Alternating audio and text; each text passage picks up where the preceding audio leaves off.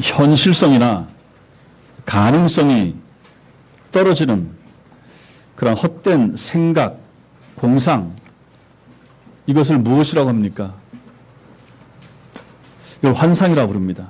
사실이 아닌 것이 사실로 보이는 환각 현상, 이것도 환상이라 이렇게 부릅니다.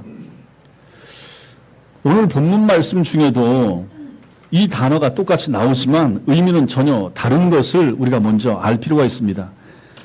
앞에 10장 3절 보십시오. 10장 3절에 하루는 제 9시쯤 되어 환상 중에 밝히 보매 이렇게 말합니다.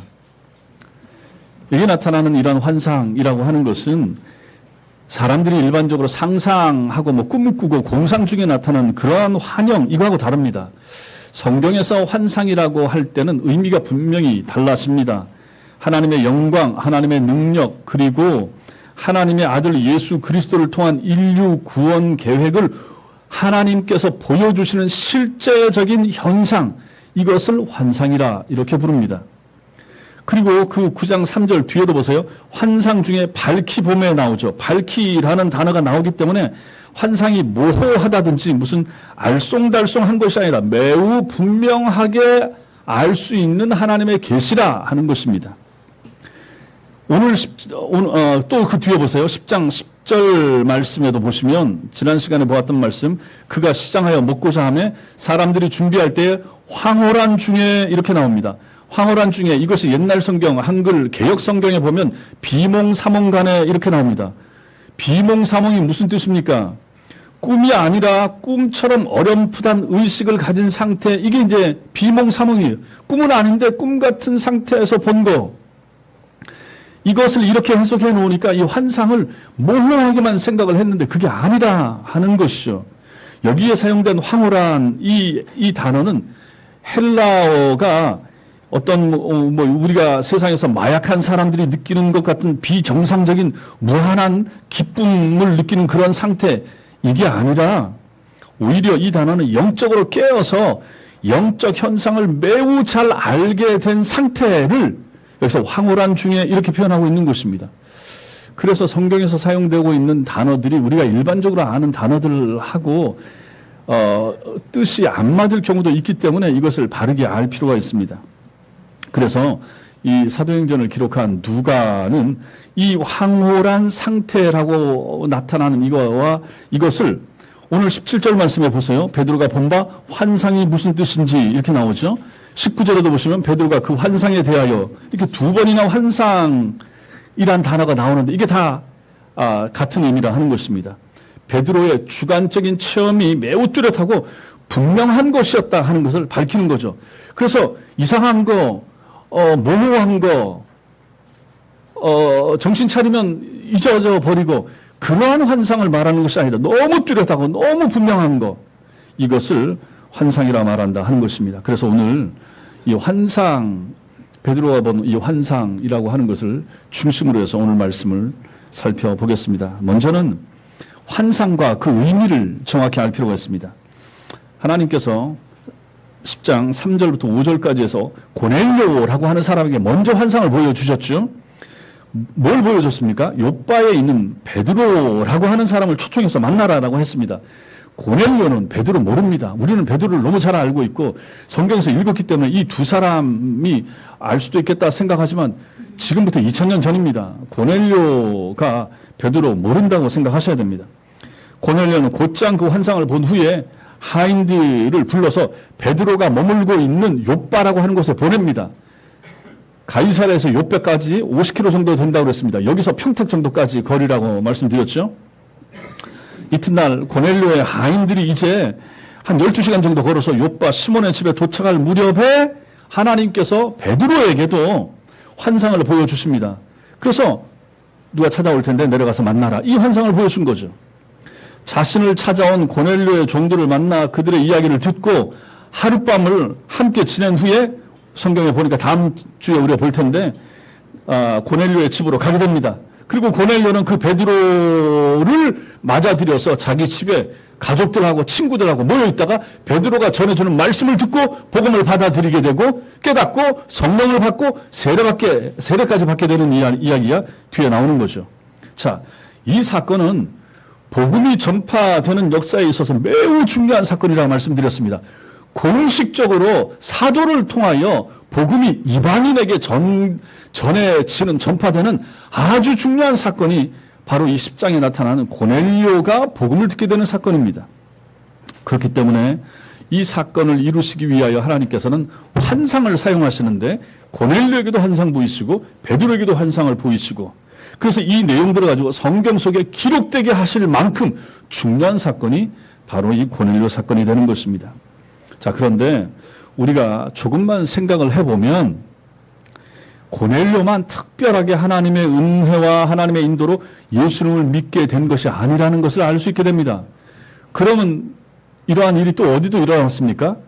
여러분과 저 우리 각자에게도 이러한 놀라운 하나님의 섭리와 특별한 인도하심이 있었다는 사실을 믿으시기 바랍니다. 여러분과 제가 예수님을 믿게 되고 알게 된 것이 놀라운 일이 되는 거죠. 예수님을 믿음으로 인한 신분의 변화가 놀라운 것이기에 신자가 된다라고 하는 것은 아주 특별한 일입니다. 세상 사람들은 예수 믿는 사람들을 우습게 알고 또 심지어는 우리 자신들도 내가 교회 나가고 신자가 된 것에 대해서 큰 의미를 부여하지 않기도 하지만 실제로는 이게 놀라운 사건이 되는 거죠. 여러분이나 저의 자라온 삶의 배경을 보면 우리나라는 전부 다 불교 집안이고 다 유교 집안이고 아니면 무슨 뭐 미신을 숭배하고 이런 가정에서 다 자라지 않았습니까? 그랬던 여러분과 제가 어느 순간 누구의 전도와 누구의 인도와 어느 교회를 나가게 돼서 주일학교 때 아니면 누구의 전도 때문에 교회를 나가게 돼서 신자가 되고 어느 순간인가 회심하고 세례를 받게 되고 그래서 교회 생활을 하다가 집사가 되고 장로도 되고 권사도 되고 하나님의 일을 하는 사람들이 돼서 지금 예수 믿은 지 5년 되고 20년 되고 50년 되고 그런 분들이 여기 앉아 계시다 하는 것입니다. 가치관이 바뀌게 되는 것이고 예수 믿음으로 말미암아 삶의 방향이 바뀌게 된 경우들도 있지 않습니까? 안 믿었으면 저 길로 갔을 텐데 신앙생활 함으로 말미암아 이쪽 길로 오게 된 사람들도 있단 말이에요. 이런 걸 생각하면 여러분과 제가 신자가 되는 것이 이게 얼마나 놀라운 일인가? 이것이 나에게 달렸을 것인가? 내 결단 때문에 그랬던 것인가? 어느 순간에 내가 마음을 딱 고쳐먹고 교회 나가게 됨으로 말미암아 내 인생이 달라지게 됐으니 이 모든 선택은 옵션은 나에게 있었다는 것인가? 아니다 하는 것입니다. 누가 한 것입니까? 하나님이 하신 것입니다. 아무나 신자가 되는 것도 아니고 대충 예수쟁이가 되는 것도 아닙니다. 누구나 예수 믿을 수 있습니까? 아니에요. 여기에 앉아 계신 분들 중에도 정말로 그렇지 않기를 바라지만 이렇게 앉아서 같이 예배를 드렸어도 훗날 우리가 하나님 나라 가서 못 볼 사람들이 있을 수도 있다는 생각을 해보시기 바랍니다. 그럼 내가 그 사람이 될 수가 있는 거예요. 그러면 진짜 머리털이 쭈뼛 서지 않습니까? 어찌 그럴 수 있지? 그럴 수 있습니다. 우리가 신자가 되는 것은 먼저 창세전 하나님의 선택이 있어야 됩니다. 선택받은 사람이 복음을 전하는 사람을 누군가를 만나야만 됩니다. 그리고 그 사람을 통해서 복음을 들었을 때 복음을 내 마음에 수용할 수 있는 마음이 있어야 됩니다. 설교를 이렇게 전하고 그렇게 여러분들이 설교를 들으셨어도 여전히 내 마음에 그 설교가 안 들어오는 사람이 있을 수가 있는 거예요. 그게 참 답답한 일이 되는 거죠. 어떤 사람은 처음 교회 가서 한 번 설교를 듣고 한 달 만에 회심하는 사람이 있는 반면에 어떤 사람은 5년을 다니고 10년을 다녀도 여전히 불신자의 마음 상태를 가지고 있는 사람이 있기 때문인 거죠. 이게 참 목사 입장에서는 참 고통스러운 일이에요. 내가 어떻게 하면 사람이 바뀔까? 내가 어떻게 설교를 전하면 회심할까? 별별 생각을 다 하게 되는 거죠. 너무 여기 이제 집착하다 보니까 이제 목사들이 방법을 뭐 이것도 써보고 저것도 해보고 뭐 이런 거 저런 거 해보고 동원을 하게 되는 것입니다. 결국은 그것이 목사의 말재주와 목사의 설교의 능력에 실제로는 달려있는 게 아니거든요. 어디에 달려있습니까? 하나님의 역사와 성령의 도우심에 달려있는 거예요. 그렇다고 해서 여러분들의 역할과 여러분들의 책임이 없어지는 것은 아닙니다. 하나님이 내 마음을 안 열어주셔서 내가 안 믿어져. 이렇게 하시면 안 된다 하는 얘기입니다.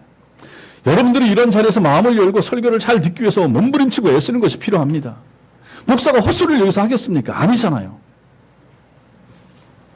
그러므로 우리가 이 세상을 살면서 가장 귀중하게 여겨야 할 것은 여러분과 제가 예수님을 믿게 된 것입니다. 얼마나 놀랐습니까?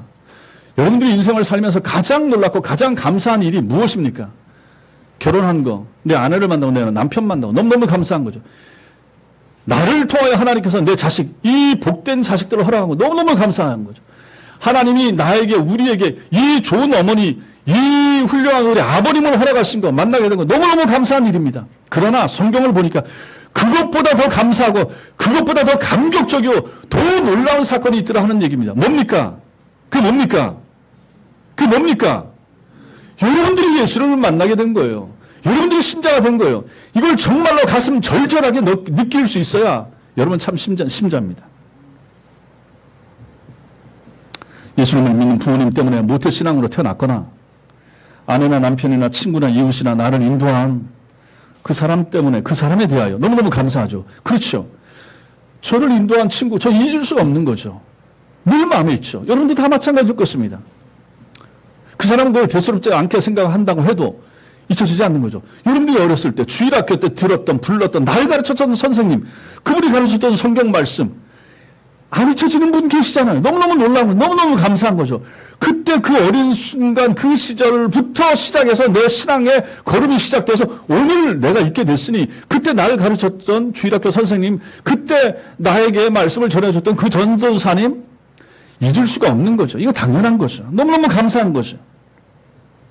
여러분에게 바른 신앙을 가르쳐주는 교회를 소중하게 생각하고 여기는 거 얼마나 중요합니까? 또 진리의 말씀을 늘 가르쳐주기 위해서 애쓰는 목회자, 교역자들에 대한 감사, 이것도 여러분들은 분명히 감사할 수 있어야 될 것입니다. 이러한 감사의 마음이 우리에게서 떠나지 않아야 됩니다. 자, 그런데 오늘 17절 말씀과 19절 말씀을 보면 환상이 무슨 뜻인지 속으로 의아해하더니 이렇게 말씀을 하고 있고 19절에서는 베드로가 그 환상에 대해서 생각할 때에 이렇게 말씀하고 있습니다. 베드로가 부정한 음식을 보여주면서 일어나 잡아 먹으라라고 하신 환상을 봤어요. 그 환상을 본 다음에 헷갈리는 거예요. 의아해하는 거예요. 의심이 드는 거죠. 그래서 거기에 대해서 자꾸 생각하는 거예요.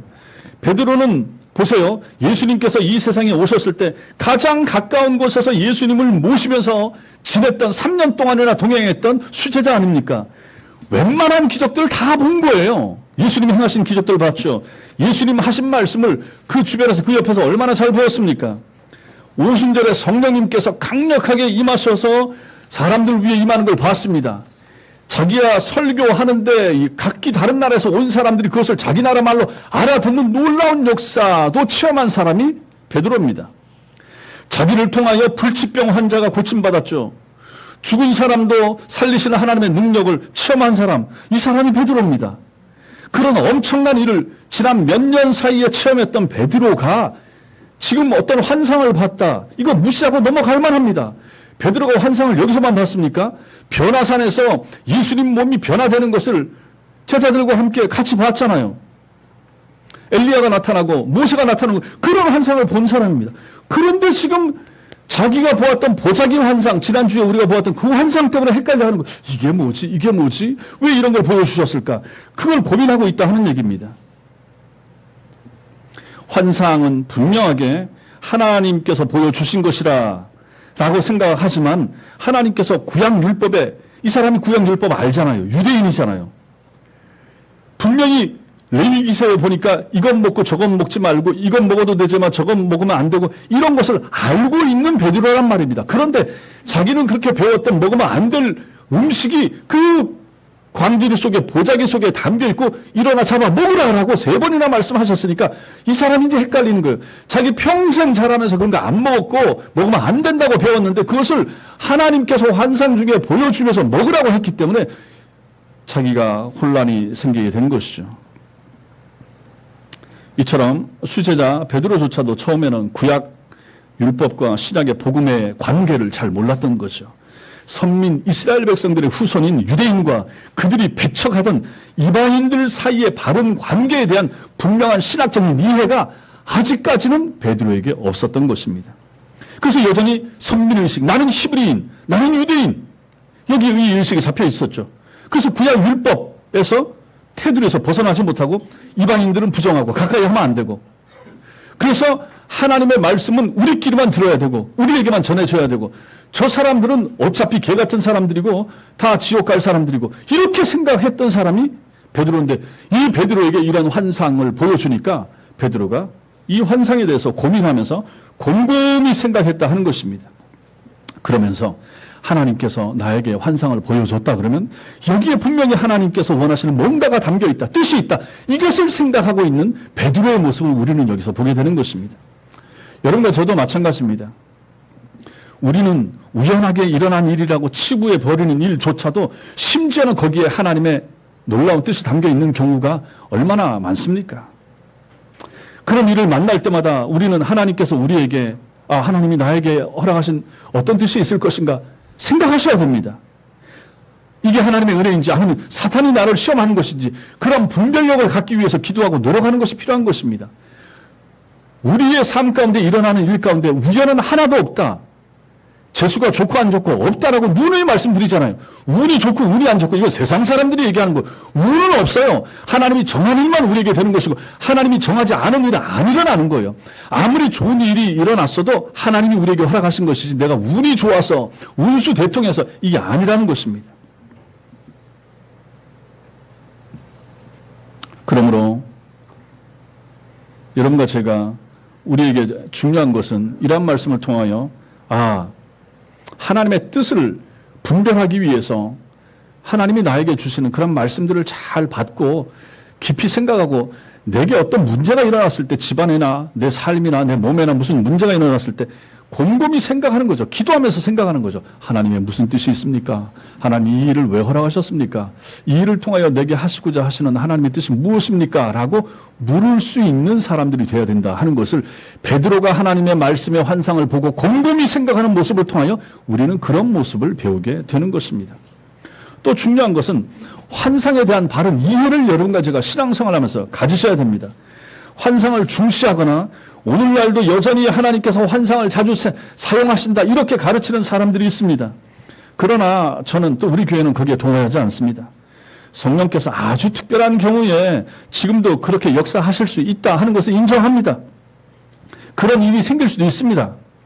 2000년 전이나 지금이나 성령께서는 똑같은 분이시기 때문에 그렇게 일하실 수도 있다라고 인정하면서도 우리는 신비주의자들의 가르침처럼 교회들 가운데 신비한 현상을 너무 많이 강조하고 가르치고 기도원이나 은사주의 하는 기도원이나 그런 하는 목사님이나 이런 분들처럼 그런 환상에 대하여 너무 잘못된 생각을 가진다든지 꿈에 대하여 너무 집착한다든지 하는 것은 결코 옳지 못하다는 것입니다. 인터넷에 들어가 봤더니 환상을 해석을 해주고 꿈을 해석해 주는 목사님이 있더라고. 그래서 그걸 가지고 인터넷에 보내면 그분이 그 꿈은 어젯밤에 꿈은 해석을 이렇게 해주고 저렇게 해주고 내가 이런 환상을 봤는데 이것도 해석해 주세요. 그거를 질문하고 답하는 목사님도 봤는데 그것은 비성경적입니다. 제 신학으로는 도저히 그것은 받아들일 수가 없습니다. 교회 안에 무당 노름이라 저는 그렇게 생각하는 거죠. 오늘날 우리에게 주신 최고의 환상이 무엇입니까? 성경입니다. 성경 말씀이 환상인 거예요. 신약시대에 예언을 얘기하잖아요. 그러니까 여러분과 제가 그래서 교리를 배워야 된다고 누누이 말씀하고 강조드리는 거예요. 신약 성경에 나타나는 신약시대에 나타나는 예언, 누가 예언하고 그것은 오늘날은 말씀인 거예요. 내 앞날에 대한 뭘 하고 우리는 자꾸 예언에 대해서 생각하기 쉽지만 그런 면도 있지만 신약 성경에 나왔던 많은 부분 고린도서에 나타나는 이런 예언들이나 이런 것들은 다 그 당시에 주의 종들이 전하는 하나님의 말씀을 가지고 예언이라고 표현하는 거예요. 오늘날도 마찬가지인 것입니다. 오늘날 환상이 뭡니까?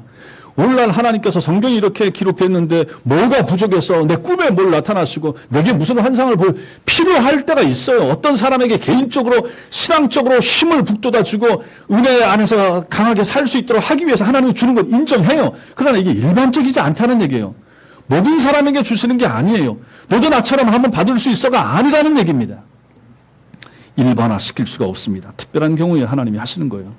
오늘날 환상은 무엇입니까? 성경 말씀이 환상이에요. 이 성경 말씀 자체가 환상적이잖아요. 이게 환상이에요. 모든 것이 여기에 담겨 있는 거예요. 그리고 또 무엇이 환상입니까? 성경 말씀을 풀어서 들려주는 설교 말씀이 환상인 거예요. 여기에 모든 답이 달려 있는 거죠. 여러분 생각을 해보십시오. 환상이라고 했을 때 환상의 최고의 가치가 뭡니까? 앞으로 될 일이잖아요. 또 하나님이 앞으로 하실 일을 보여주는 것이 환상 아닙니까? 에스겔서에 나타나는 환상 아시죠? 다니엘서에도 환상 내용이 나오잖아요. 마태복음 17장에 변화산에서 환상이 나타났다. 그 환상 중에 예수님이 대화하는 내용이 뭡니까? 예수께서 십자가 지실 일에 대한 앞으로 십자가 지실 일에 대한 내용을 서로 상의하시더라 하는 얘기입니다. 앞으로 될 일에 대한 것을 미리 보여주는 거예요. 환상. 요한이 본 환상을 기록한 게 요한계시록 아닙니까? 그렇다면 환상은 하나님이 앞으로 하실 일을 우리에게 보여주는 거예요. 그럼 그걸 다 모아놓은 거에 뭡니까? 성경 아닙니까? 성경 속에 우리의 장래, 우리 아이들의 장래, 세상의 종말, 지구의 종말, 내 인생의 종말 실제로 다 들어있는 거죠. 구체적으로 언제, 어느 날, 몇 날, 며칠 이렇게 된다라고는 안 나와 있지만 이 속에 다 담겨 있잖아요. 아이들이 어떻게 하면 반듯하게 잘 자랄 수 있을까? 이 말씀의 가르침, 주일학교에서 선생님들이 가르치는 가르침 속에 다 들어있는 거예요. 공과 말씀 속에 이 아이들이 어긋나지 않고 곁길로 가지 않고 바르게 설 수 있는 길들이 공과 말씀 속에 아이들 가르침 이러한 하나님 말씀 속에 다 들어있잖아요. 설교 속에 다 들어있잖아요. 그럼 이게 뭡니까? 하나님의 말씀 자체가 설교 가르침 자체가 뭡니까? 이게 환상이라 하는 얘기입니다. 환상을 보고 싶습니까? 말씀을 붙드세요. 말씀 붙잡고 기도하세요. 알려줘요. 보여줘요. 깨닫게 해주세요. 영화처럼 보여주는 그런 환상이 아닌 하나님께서 걸어가면서 살아가면서 우리에게 필요한 것들을 하나하나 만나게 해주시고 어떤 장애될 것을 제거해 주시고 그렇게 길을 열어주시잖아요. 아니 신앙생활 오래 하셨던 분들 돌아보십시오. 그렇게 지금까지 살아오시지 않았습니까? 그것이 그 당시에 하나님께서 우리에게 보여주셨던 말씀을 통한 설교를 통한 환상을 우리에게 보여주신 거예요. 그래서 여러분들은 설교를 들을 때 아멘 아멘 하고 그 말씀 붙잡고 설교 마치고 나면 붙잡고 기도하고 이 말씀 따라 한 주를 살게 해주세요라고 기도하시잖아요. 그것이 바로 환상을 붙잡고 기도하시는 거예요. 우리는 성경에서 그렇게 이러한 말씀을 받는 것이 필요하다 하는 것입니다. 이 시대의 환상인 성경을 읽으시고 설교를 잘 들으시고 그것이 나에게 여러분에게 주시는 의미가 무엇인지 곰곰이 생각하는 신자가 되셔야 됩니다. 그래서 중요한 거예요. 성도 여러분 말씀을 가까이 하세요. 설교를 잘 들으세요. 그래서 설교 문제 풀이하세요. 듣고 저한테도 답도 보내주시고 여러분들 위해서 여러분 영혼을 위해서 여러분들이 말씀을 한 번이라도 더 되뇌이도록 하기 위하여 그래서 그 말씀 속에서 나를 찾아오시는 하나님의 은혜와 하나님의 도움과 능력을 체험하기 위해서 필요한 것이 말씀을 이토록 가까이 하는 것입니다. 그게 환상인 거예요. 말씀 붙잡으면 실패하지 않습니다. 말씀 붙잡고 기도하면 넘어지지 않아요. 말씀 붙잡고 기도하면 여러분들은 다 하나님 앞에 든든히 설 수 있습니다. 우리가 말씀을 놓치고 세상을 붙잡고 말씀을 멀리하고 눈에 보이는 사람 손을 잡으려고 하고 주님 말씀보다 돈이나 이런 것들을 소중하게 여기기 때문에 자꾸 우리는 장애물에 걸리는 거예요. 그것 때문에 아파하고 넘어지고 실수하고 실패하는 경우가 거기서 생기는 것입니다. 하나님의 말씀, 영원한 환상, 여러분과 저를 천국까지 모시고 들어갈 이 환상의 말씀, 성경 말씀을 붙드시는 하나님의 사람들 되시기 바랍니다. 두 번째로 우리는 여기서 자기 주인 고넬료를 소개하는 종들의 모습을 한번 봐야 됩니다. 하나님께서는 이방인은 부정해서 그들에게는 복음 전할 수 없습니다 라고 생각하던 베드로의 그릇된 편견을 없애버리시려고 베드로에게 똑같은 환상을 3번, 음성을 3번 반복해서 보고 듣게 하셨습니다. 그럼에도 불구하고 베드로는 그 환상과 음성의 정확한 의미를 깨닫지 못해서 무척 당황했습니다. 그때 고넬료가 보낸 사람들이 베드로가 머물고 있던 이제 시몬의 집 앞까지 이르렀습니다. 그 순간 성령께서 또 베드로에게 당신께서 보낸 사람들이니까 의심하지 말고 내려가서 그들을 만나라 말씀하셨습니다. 베드로는 자신을 찾아온 사람들에게 가서 무슨 일로 왔는지를 물었습니다. 그 대답이 무엇입니까? 22절입니다. 너희가 무슨 일로 왔느냐? 22절 같이 읽겠습니다. 시작. 그들이 대답하되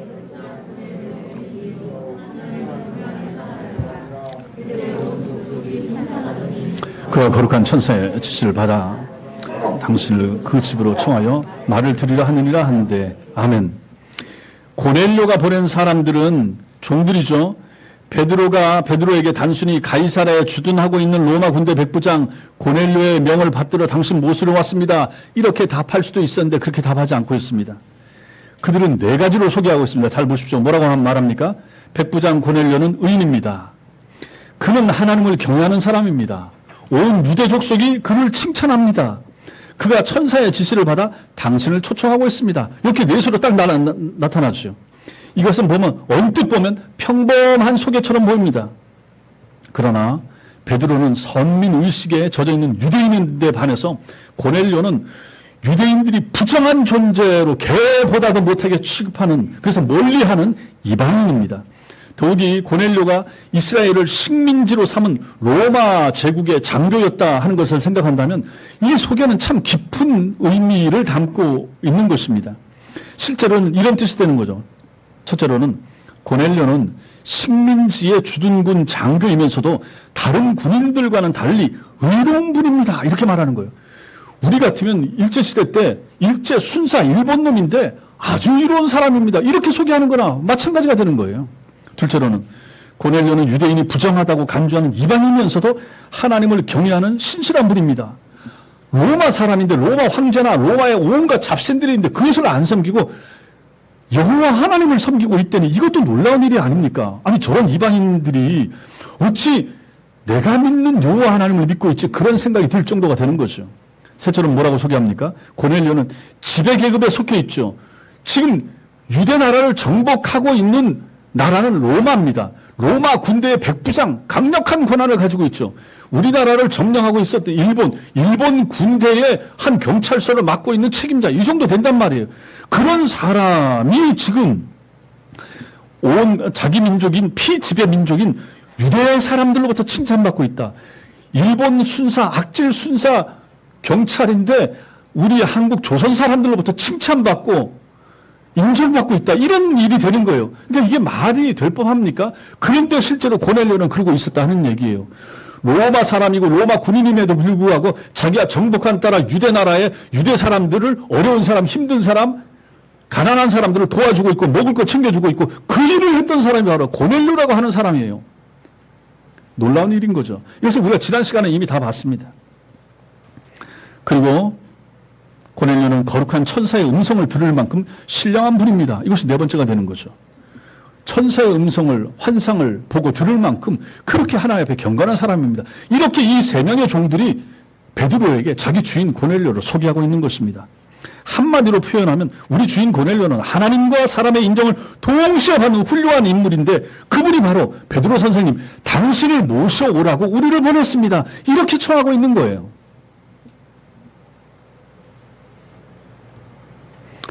고넬료가 보낸 사람들의, 종들의 이런 답변을 보면서 우리는 우리 자신에 대해서 생각해 볼 필요가 있습니다. 우리 자신에 대해서 세 가지를 생각해야 됩니다. 첫째로는 나를 아는 사람들은 나를 어떻게 평가하는가 하는 것입니다. 나를 아는 사람들은 다른 사람에게 소개할 때 나를 뭐라고 소개하지, 거기에 대해서 좀 생각해 볼 필요가 있습니다. 나를 아는 사람들은 내가 없는 곳에서 나를 어떤 인간이라고 다른 사람에게 소개할까? 우리는 내가 없는 공간에서 다른 사람이 나에 대해서 다른 사람에게 소개할 때 뭐라고 할까 궁금하잖아요. 내 주위 사람들은 나를 어떤 인간으로 보고 있는가, 이게 중요한 거죠. 지금 고넬료에 대해서 베드로에게 설명하고 있는 사람들은 고넬료 집안의 하인 두 사람과 그 휘하 병사 한 사람 아닙니까? 아주 지척에 가까이서 잘 알고 있는 사람이에요. 혹시 멀리 떨어져 있는 사람, 잘 모르는 사람들로부터는 멀찍이서 보면 좋게 바라보기 얼마나 쉽습니까? 사람 존경하는 거 멀리서 보면 좋잖아요. 근데 가까이 가서 보면 달라지는 경우가 얼마나 많습니까? 근데 지금 이 말을 하는 사람들은 그 고넬료를 주인으로 모시고 있는 병사 한 사람, 하인 두 사람이에요. 얼마나 잘 알고 있습니까? 이 사람들이 고넬료를 이렇게 소개하는 것입니다.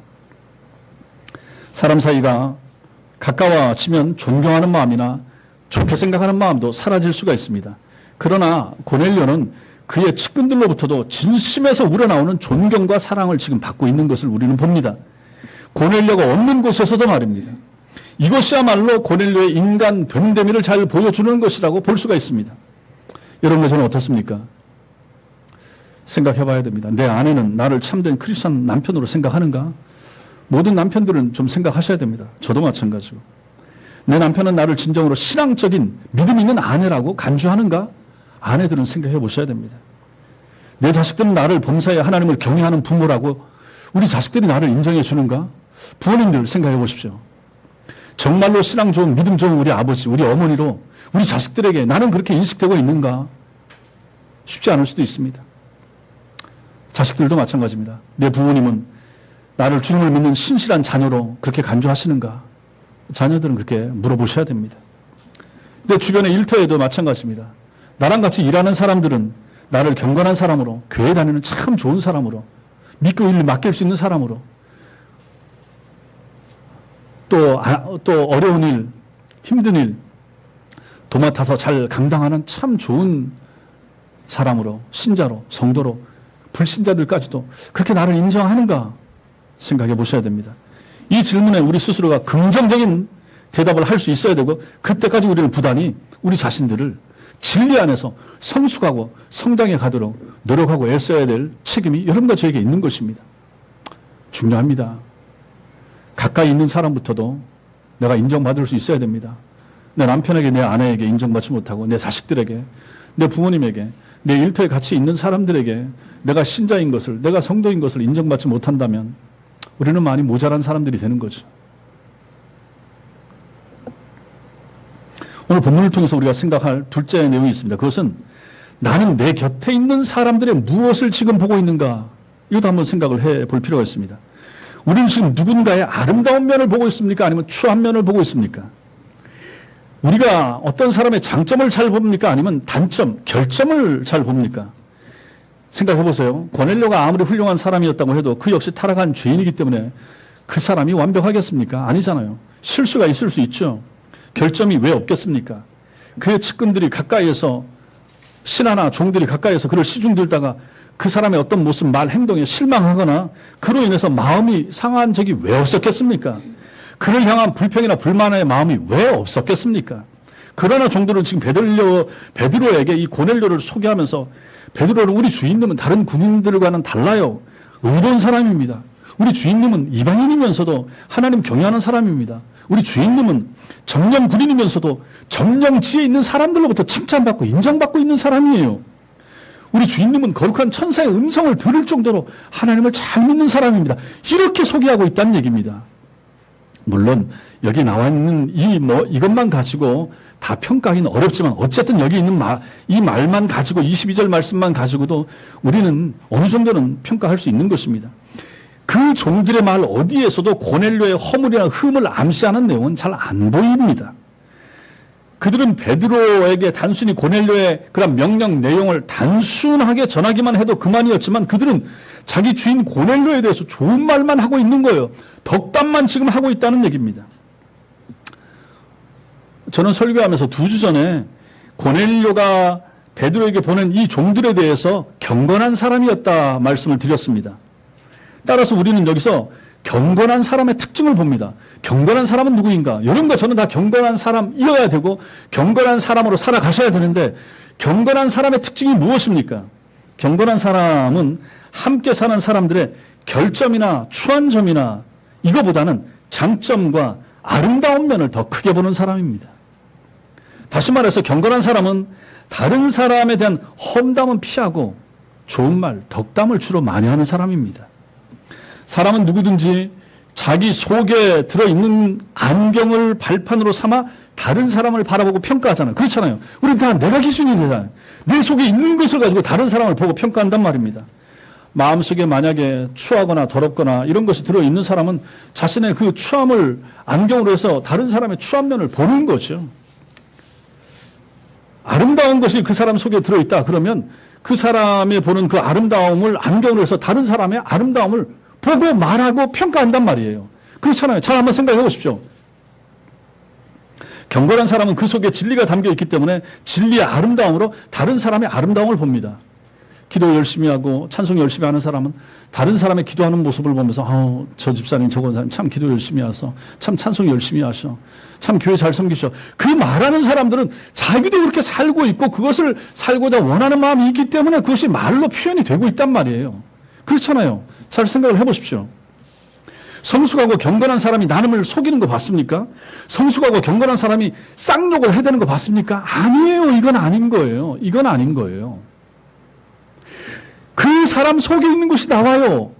속에 있는 것과 다른 것이 나오려고 하려면 위장해야 되고 가면을 써야 되고 위선을 보여야 되지만 이거는 한두 번 하고 말지 계속해서 나올 수는 없잖아요. 결국은 계속해서 나오는 것은 그 사람 속에 있는 깊은 것이 계속해서 말로 행동으로 나오는 거잖아요. 결국 여러분과 제가 고쳐야 될 것은 우리 속사람을 그래서 고쳐야 되는 거죠. 속에 있는 것이 나옵니다. 한 사람 인간으로서의 품격은 결국은 그 사람이 하는 말로 가장 잘 드러나는 거죠. 저는 사람을 대하는 사람 아닙니까? 지금까지 25년 이상 교육자로 살아오면서 많은 사람을 대하면서 주로 말로, 저도 말로 권면하고 그 사람의 말을 듣는 거죠. 말을 들으면 그 사람에 대한 어느 정도 평가가 나오는 거죠. 그 사람의 수준과 품격과 그 사람의 성품과 성향까지도 어느 정도는 파악하게 되잖아요. 여러분들도 마찬가지 아닙니까? 말해보면 그 사람이 어느 정도의 사람인지 나온단 말이에요. 그러니 신자의 말이 얼마나 중요합니까? 성도다운 말이 얼마나 중요합니까? 이것은 공부를 많이 배우고 못 배우게 문제가 아닌 거예요. 사람 성숙과 성품의 문제인 거예요.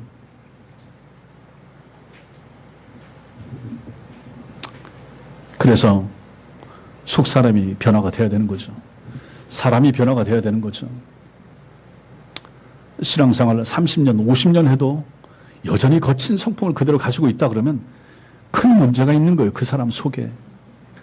그래서 그런 거 보면서 속사람이 바뀌지 않는 뭐 저 자신부터도 여전히 노력해야 되지만은 그렇게 신앙생활 오래 했다고 하면서 버럭 화를 내고 뭐 아니면 신자답지 못한 생각을 한다든지 이런 거예요.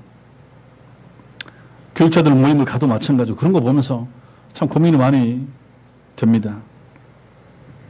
이런 의미에서 고넬료의 인간적인 단점과 결점을 뛰어넘어 그에 대해서 좋게 말하는 덕담으로 일관하고 있는 이 고넬료 집안에 있는 이 세 사람의 종들은 누군가 참 경건한 사람들이었다. 종임에도 불구하고 참 하나님을 잘 믿는 사람들이었다 하는 것을 보게 되는 거죠. 우리는 어떻습니까? 내 눈에는 지금 무엇이 더 크게 보이고 있습니까? 내 곁에 있는 사람들의 결점과 추한 면입니까? 아니면 장점과 아름다운 면입니까? 우리가 다 이렇게 살면 얼마나 좋겠습니까?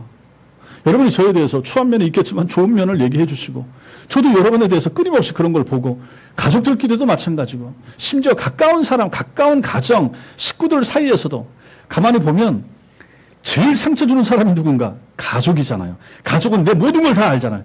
내 옛날에 했던 짓도 안단 말이에요. 내 부족한 거 다 아는 거예요. 내 가장 약점이 뭔지 제일 잘 아는 사람, 내 남편, 내 아내, 내 자식들. 그렇잖아요. 그러니 잠잠히 있다가 벌컥 화가 나면 옛날에 했던 짓을 가지고 전곡을 찌르는 거죠. 그럼 나는 가장 아플 수가 있죠. 조심해야 되는 거죠. 하지 말아야 되는 거죠. 주님이 잊은 것을 나도 잊어야 되는 거죠. 하나님이 버리신 것을 나도 버려줘야 되는 거죠. 우리는 칭찬이나 격려의 말을 더 많이 해야 되지 않겠습니까? 뭐 옛날에 나왔던 책들은 무슨 저 칭찬은 고래도 춤추게 한다, 코끼리도, 그게 다 인간적 세상에서도 그렇게 통용되는 거 아니에요. 근데 성경에서 이게 얼마나 분명한 말입니까? 신자가 경건한 사람인데 좋은 말 좀 해주고 연약합니까? 모자란 면이 보입니까? 내가 기도하는 하나님, 저 성도가 저분이 이걸 좀 고쳤으면 좋겠는데 말로 하지 말고 기도로 하나님 앞에 구하면 얼마나 좋겠습니까? 또 말로 해도 그 사람이 직접 해주면 좀 괜찮은데 다른 사람한테 해가지고 이렇게 돌아가게 해서 듣게 하면 그거 얼마나 기분이 상합니까? 옳지 못한 것입니다. 나는 다른 사람의 흉보기 좋아하는 사람입니까? 아니면 어떤 사람의 장점을 말하면서 장점을 본받기를 더 즐겨하는 사람입니까? 돌아보셔야 됩니다. 한마디로 나는 사람에 관한 한 험담하는 사람입니까? 아니면 덕담을 하는 사람입니까? 이 질문에 대한 답변은 어렵지가 않습니다. 지금까지 내가 내 인생 살아오면서 돌아보면서 내 곁에 누가 남아있는가, 지금 내 곁에 있는 사람이 누군가, 내 곁에 남아있는 사람이 몇 명이나 되는가, 그걸 생각해 보십시오. 얼마나 많은 사람이 내 곁에 남아있는가. 중요한 것은 내가 아무리 성경을 잘 알고 종교 예식에 익숙하다고 할지라도 사람의 아름다움을 보고 말할 줄 아는 덕담의 사람이 되기 전까지는 진정 나는 성경에서 말하고 있는 경건한 성도가 아닐 수 있다 하는 사실입니다. 내가 가진 재물이나 사회적 위치 때문에 내 곁에 내게 남아 있을 수는 있지만 그게 아니라 내 사람 됨됨 때문에, 내 인품 때문에, 내 성품 때문에 나를 좋아해서, 내 사람 자체를 좋아해서 내 곁에 남아 있고 붙어 있고 친구로 남아 있는 사람이 몇이나 되는가, 이게 더 중요한 거 아니겠습니까? 돈이 있으면 사람 있잖아요. 사회적으로 어떤 지위가 있으면 뭐 좀 떡고물 떨어지는 거 없을까 해서 남아 있는 사람들이 있는데, 그거 말고 내 사람 됨됨으로 인해서 남아있는 사람이 내 주변에 얼마나 되는가. 또 신자인 우리는 내가 성도로서 참 본받을 만한 것이 있는 사람이기 때문에 내 주변에 누가 있는가, 이것을 돌아보는 것이 필요하고 중요하다 하는 것입니다. 교회를 처음 나와서 가까이 하고 싶은 사람 누구여야 하겠습니까? 우리 교회도 마찬가지였죠. 교회 가까이 와서 처음 어떤 분이 등록하고 교인들하고 가까워지는데 누구하고 가까워지느냐를 보면 미국에서도 마찬가지고 여기서도 마찬가지고, 경건하고 하나님 잘 믿고 교회 중심의 믿음 생활 잘하는 사람과 처음 온 사람이 가까워지면 그 사람 정착 잘합니다. 좋은 걸 배우거든요. 기도하는 법을 배우게 되고 교회 섬기는 것을 배우게 되고 하나님 앞에 예배 잘 드리는 것을 배우게 됩니다. 그러나 그것이 아니고 그냥 인간적인 어떤 면에서 자기하고 코드가 맞다고 해서 그 사람하고 가까워지는데, 그 사람은 교회에 대해서 약간 반걸 경향을 가지고 있다든지, 뭐 목사에 대해서 부정적인 생각을 가지고 있다든지, 아니면 성도에 대해서 흉보는 것을 잘하는 사람과 가까워진다 그러면 이 사람도 문제 있는 교인으로 자라갈 확률이 많은 것을 지금까지 많이 봤습니다.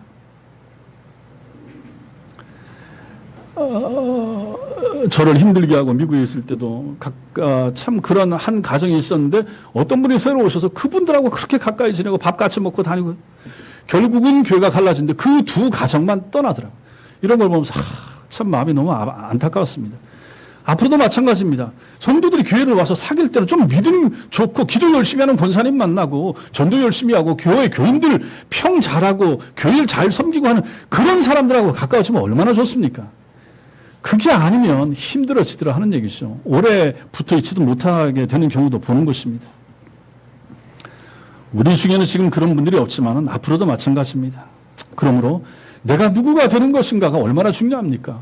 내가 말로 다른 사람에게 그 사람을 칭찬하고 높이고 좋게 말하고 하는 거 얼마나 좋겠습니까? 제가 많이 부정하고 해도 목사에 대해서 흉이나 허물 보고 하는 것보다는 그래도 좋게 말해주고, 여러분들 저에 대해서 얼마나 좋게 말해주십니까? 목사님 열심히 하신다고 하고, 말씀도 잘 전한다고, 다 여러분들이 저를 격려하고 세워주기 위해서 그런 얘기 들으면 저는 더 좋은 목사가 되기 위하여, 더 하나님 말씀 더 잘 전하는 목사가 되기 위하여, 더 교회를 아끼고 더 성도를 사랑하는 목사가 되고자 애를 쓰고 힘쓰게 되지 않겠습니까?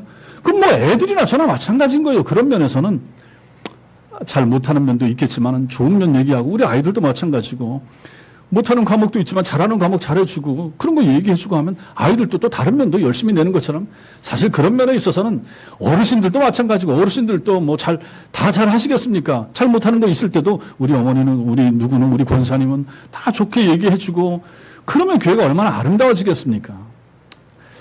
교회에 대해서 부정적으로, 교인들에 대해서 부정적으로 얘기하지 않는 사람들이 되길 바라고, 정말로 그래서 우리 교회가 앞으로도 든든히 서가는 교회가 되길 바랍니다.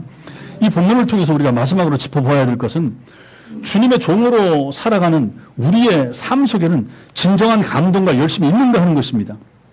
오늘 본문 속에 이 세 사람의 종들은 욥바에 가서 베드로를 모셔오라는 주인인 고넬료의 명령을 수행하면서 아마도 먼 길 50km 되는 길을 가야 되잖아요. 음식 먹는 시간도 줄이고 최소한의 휴식 시간 취하고 쪽잠 자가면서 욥바까지 갔을 수도 있습니다. 고넬료가 그렇게 해라라고 말하지 않았을 텐데도 이 사람들은 걸어서 12시간 정도 되는 거리를 그날 전날 오후 4시나 5시에 출발을 했을 텐데, 그 다음에 다음 날 정오에 도착하려고 그러면 그 12시간 동안 얼마나 부지런히 걸어가야 되겠습니까? 어두운데 먼 길을 힘들게 편안히 잠을 잔 것도 아니고, 이튿날 오후 늦게나 밤 늦게 욥바에 도착할 수도 있었을 텐데 그렇게 하지 않고 최대한 빨리 열심히 가서 주인의 명령을 수행하려고 애를 쓰는 이러한 종들의 모습을 보는 것입니다. 그리고 베드로 만나자마자 자기 주인님에 대한 소개를 정성을 다하여 신뢰와 존경을 담은 말로 이렇게 자기 주인 고넬료에 대하여 베드로에게 열심히 소개하는 모습을 보지 않습니까? 여기서 우리는 뭘 봅니까? 참 종들이 충성스럽다 하는 거죠. 주어진 사명의 감당과 역할을 충성스럽게 최선을 다하는 모습을 보여주는 거죠. 이러한 사람들의 모습을 보면 우리는 감동을 받는 거죠. 여러분과 제가 어떤 사람의 교회를 섬겼던 모습에 대한 간증을 들으면서 감동받잖아요. 충성하고 열심히 하고 전도 열심히 하고 기도 열심히 해서 응답받고 하는 사람들의 간증이나 모습을 듣고 보면서 우리는 감동을 받는다는 얘기입니다. 오늘 이 세 사람의 종들의 모습을 통하여 우리는 그런 것을 보게 되는 것입니다. 이처럼 경건한 사람들이었기에 베드로가 그들을 경계하지 않았을 뿐만 아니라 집안에 들어오기 위해서 하룻밤 같이 자도록 할 마음도 들게 되었던 거죠.